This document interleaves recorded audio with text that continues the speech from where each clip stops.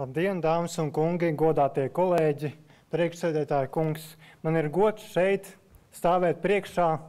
Žēl, kad laikam jau pēdējo reizi, bet es ceru, ka turpmāk gan jau citā veidolā varēs atkal stāvēt šeit un runāt un pārstāvēt tās labās idejas, kas aiziet tagad pagrīdē. Tikai dēļ tā, ka viens sautīgs cilvēks ir izdomājis ieņemt Latviju un pārņemt Latviju savās rokās.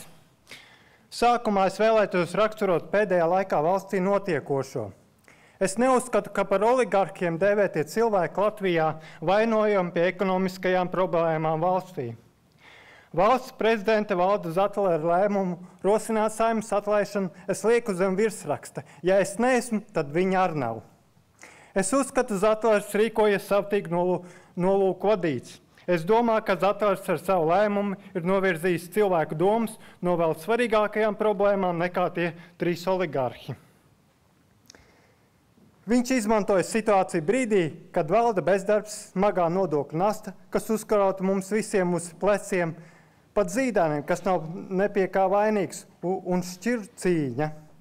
Viņš sarīkoja kaut kādas bēres, kas ir pret Dieva likumiem. Taču pirmkārt bēres viņš sarīkoja neīstajiem cilvēkiem un otrām kārtām neīstajā brīdī, kad valstī ir simtiem tūkstošu bezdarbnieku. Es neredzu, ka Andris Čēle varētu ietekmēt politisko situāciju valstī ar 8 balsīm. Ja vienotība ir norādījusi visus priekšlikumus, ko izvirza par labu Latvija, es uzskatu, ka arī to, ka lēmumi tika pieņemti nevis skatoties, kādi tie ir, bet gan, kas tos iesniedza. Tā, piemēram, par labu Latviju rosinātie atgriezties pie samazinātās PV likmes elektrībai. Valdība to noraidīja, jo redz, to piedāvāja par labu Latviju. Tautas partija.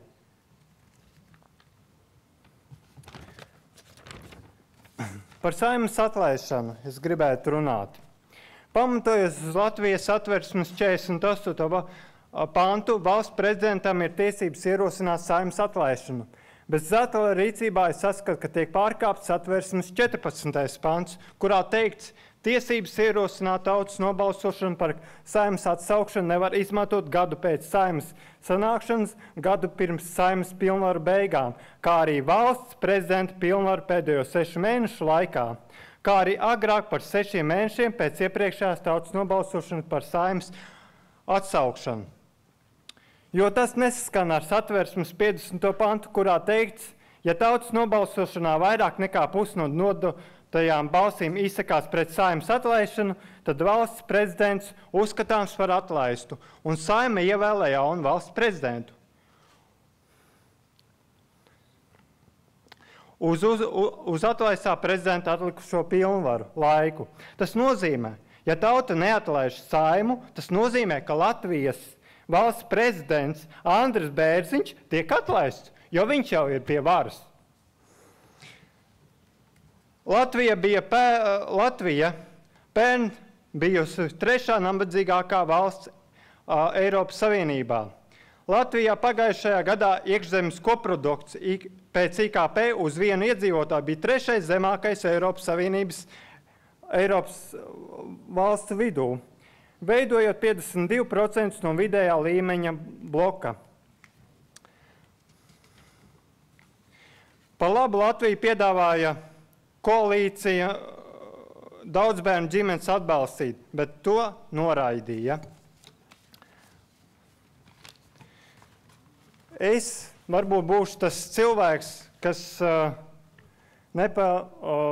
balsos pret Tautas partijas likvidēšanu, tikai tāpēc, ka es uzskatu, ka ir vēl tie saules stariņi un ir ko darīt mums.